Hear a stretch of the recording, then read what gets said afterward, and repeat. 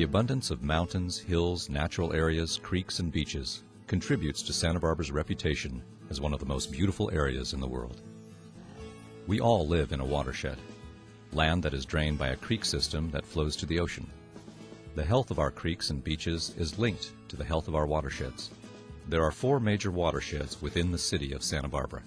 The Arroyo Burro watershed on the west flows from its headwaters in the Los Padres National Forest down through the Upper State Street commercial area and continues through the Arroyo Burro estuary, ending at Hendry's Beach.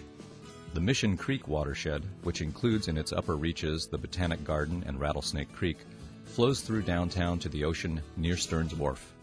The Sycamore Creek watershed on the east flows through Parma Park and the Riviera neighborhoods, past the zoo, and to the ocean at East Beach. The Laguna Creek watershed, once an extensive estuary, is now mostly below ground in pipes and meets the ocean by Chase Palm Park. Neighborhoods have been built up within these watersheds, edging up against creeks and floodplains. When it rains or when water flows out of yards and driveways, pollution from these neighborhoods gets washed into storm drains which flow directly into our creeks. The effects of this urban runoff have begun to show up on the beach and in the ocean. In order to address these challenges, our community is working to better understand the sources of pollution and educate residents about what they can do to improve water quality. As stewards of this environment, we all play an important role in preserving and enhancing our watersheds.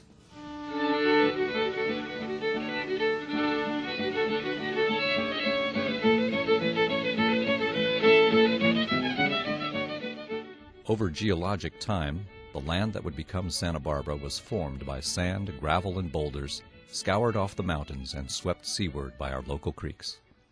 Boulders here are Eocene in age, which are tens of millions of years old. And we know that originally those sediments that made the rocks of our pretty honey-colored cliffs up in the mountains actually came from somewhere near San Diego or Mexico. And when Baja broke off millions of years ago, it spread around and slammed these rocks in here. And then about 1 million years ago, up came the mountains forming the San Ynez, and a couple 100,000 years ago, Mission Ridge formed. Santa Barbara's landscape has not always been as we see it today. Mission Creek at this place flows pretty much east-west, which is kind of anomalous for our streams. Most of them flow from the north to the south, to the ocean. And in here it flows west because Mission Ridge, or the American Riviera, has come up in its path and pushed it to the west about half a mile. And it's come up in response to earthquakes that periodically occur, big earthquakes. And the last one was in the late 1700s that we know pushed this ridge up. So the creek at one time actually flowed from here down through the Rose Garden of the Mission and through the Santa Barbara High School and out into a large lagoon. And once it was diverted, it abandoned all those places. But today the stream comes out near State Street and then flows south. The orientation of the south-facing coast, along with the mellow climate, abundance of food, and freshwater springs, is the reason that the Santa Barbara Channel has been inhabited by humans since prehistoric times. Sycamore was a major Chumash town, very important Chumash town. And the reason why so many people settled there is there were springs around the area there near the mouth of Mission Creek. So those springs gave permanent fresh water to the people. Also, the creek itself was, we know from even to the present day, steelhead come up Mission Creek and spawn in the creek. And so there's a fish population in the creek itself, which was used by the Indians. It wasn't a coincidence that many Chumash villages were established near creeks. Well, usually along the creeks there are riparian forest and oaks. And of course oaks produced acorns, which were a very important food for all California Indians. And there were other kinds of resources from the creek as well. The pond turtles were used for food, as well as the shells of the turtles were used as rattles in ceremonies and singing and chanting and dancing. Another thing that was present along the Santa Barbara waterfront were these coastal lagoons.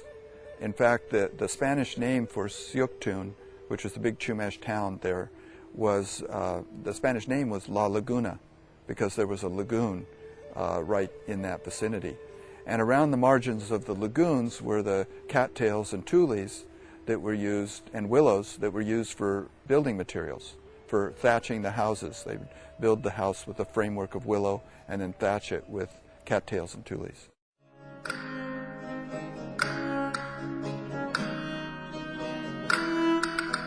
In the late 1700s, the first Spaniards christened their future town site La Laguna de la Concepcion, in reference to this tule-rimmed marsh that covered the lower east side.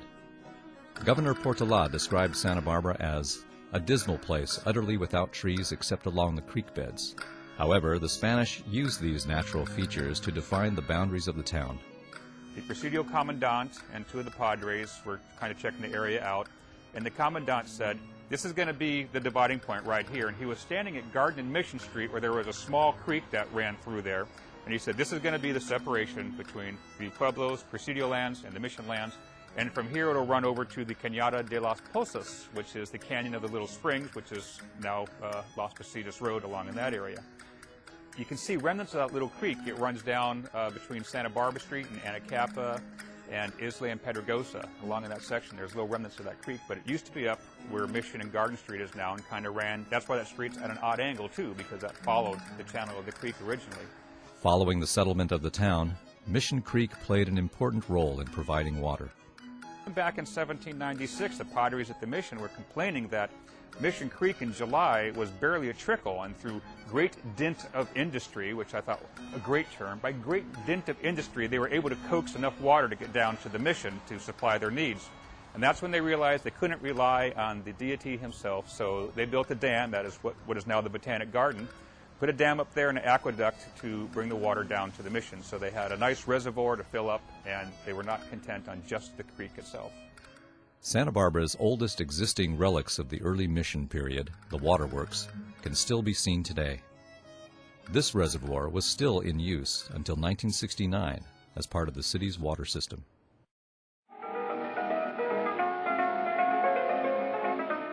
Throughout the early to mid-1800s, Santa Barbara grew, and its natural beauty and reputation as a seaside village brought visitors, health seekers, and wealthy Yankees to town. In the early 1870s, a man named Charles Nordhoff wrote a book about California and why people should come to California. Part of it was the railroad had just been completed across the Transcontinental Railroad, and they wanted people to use that railroad to come out to California. And as far as people knew, California was full of highwaymen, desperados, wild Indians. So Mr. Nordhoff wrote about the benefits, Yosemite, how beautiful it was, the coastal communities, and especially he wrote a whole section on California for health. And he mentioned several places, but he said, of all the places I have mentioned, Santa Barbara is the best, because here one may choose his climate. You're down at the beachfront and it's one temperature. A 20-minute walk further up, you're in a completely different temperature. Montecito has a whole nother temperature altogether. So he said, this is a place for health seekers. The timing was perfect because Stearns Wharf had just been completed, so now ships could tie up and unload passengers safely. And so the community realized the need for a great hotel. So we started getting our hotels coming in, and especially the Arlington Hotel was the number one major hotel. So people started coming here for the health, breathing the fresh air, the mountain sun in winter, having this nice sun out here. And one of the things they mentioned was the oil vapors. They thought it was a good idea to breathe the oil vapors which came in off the ocean from the natural seepage.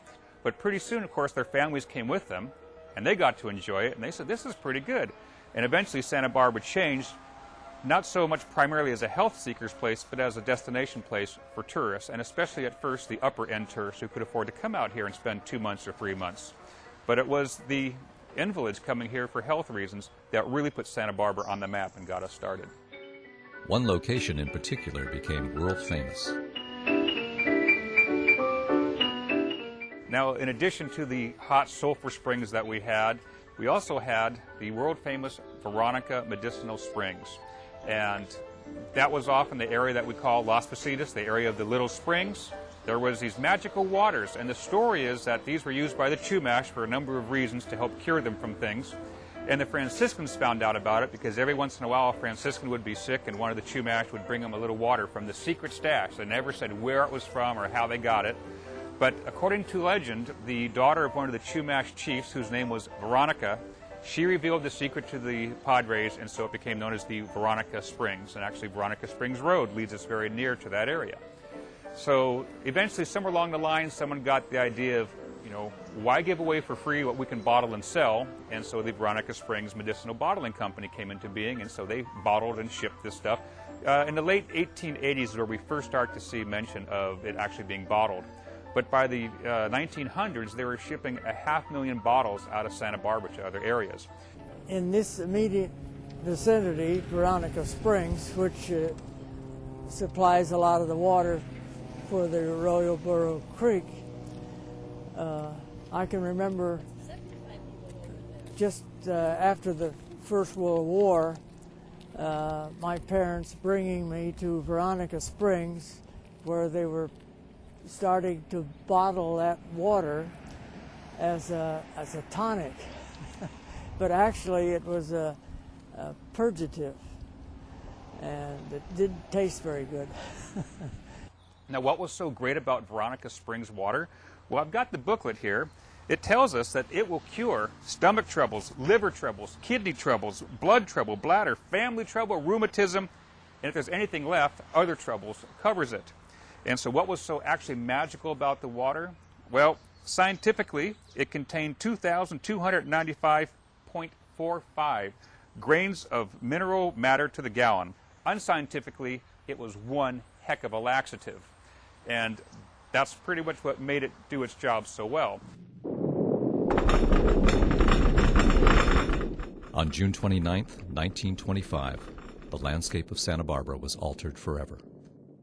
I was 8 years old when the earthquake struck in 1925, and my father had a cow and a calf across the creek, and he'd go out about 5 o'clock in the morning and milk the cow. So he comes in the house and he said to my mother, I don't know why. He says, but the turkeys and the ducks, and he said, the cow and the calf, they're all jumping around and making noises, and I just can't understand it. Just then the earthquake struck. 13 people died.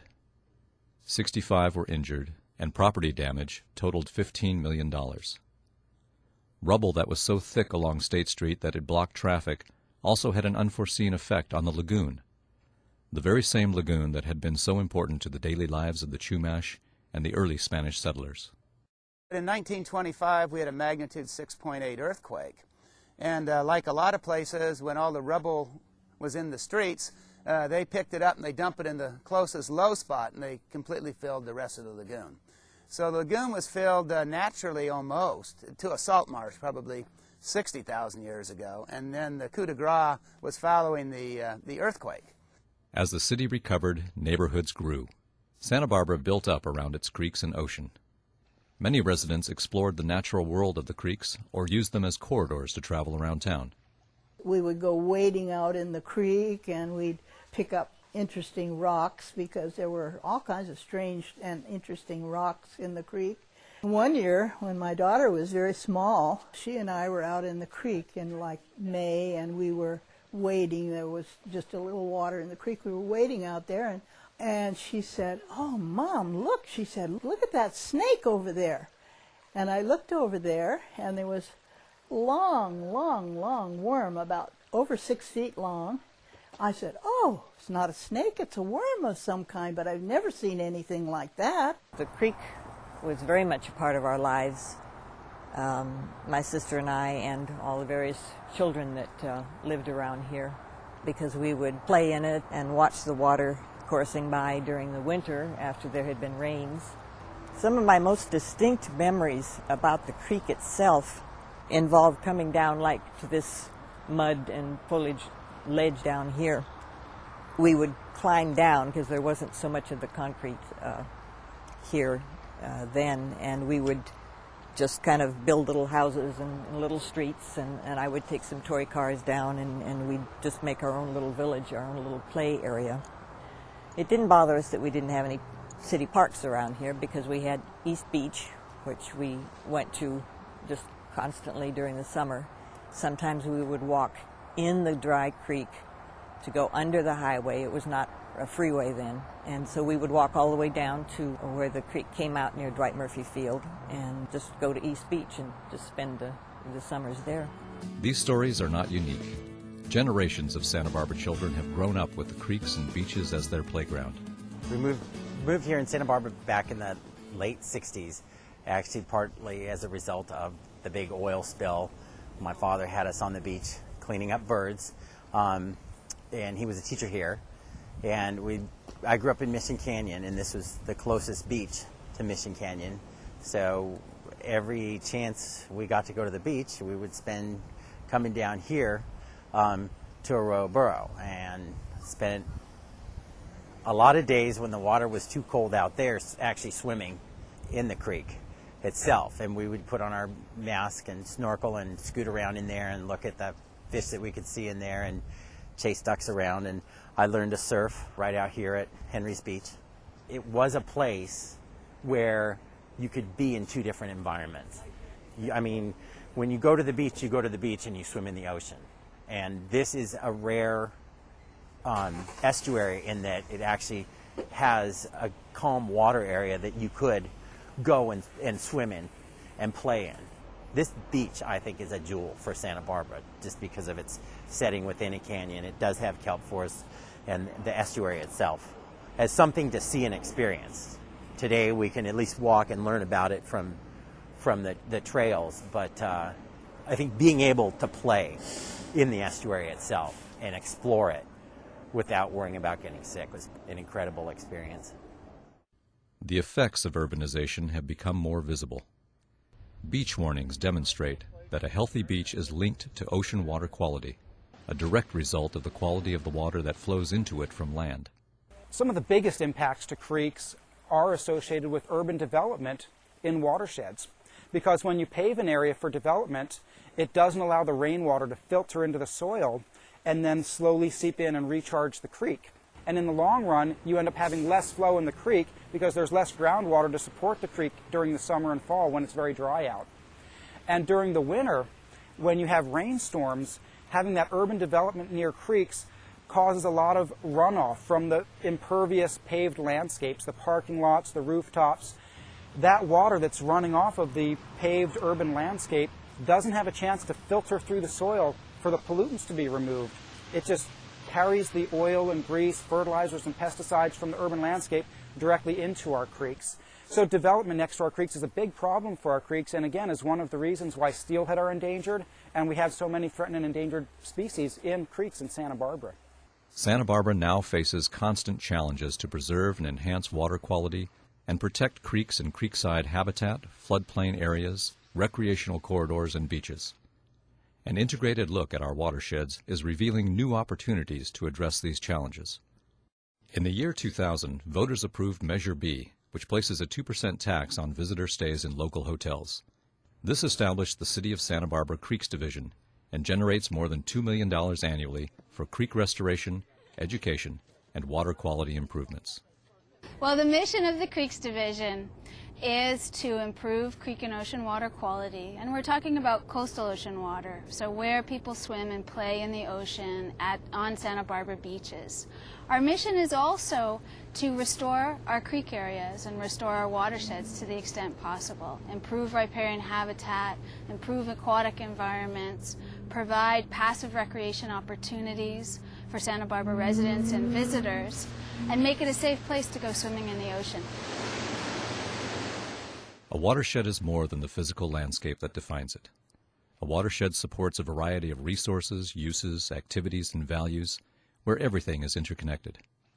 Perhaps more importantly, a watershed contains the history and spirit of our community through time. We all live in a watershed. We often think that we live in a city and we relate to our city by the streets that we travel on. But when it rains, water hits land and that runoff goes into our creeks and then ultimately into our ocean. So everywhere we are in Santa Barbara is within one watershed. This program, Creeks Through Time, is the first in a series. Future programs will focus on what's in the water, water quality and research, creeks as habitat, and local restoration and community stewardship efforts. For more information about Santa Barbara's watersheds, visit sbcreeks.com.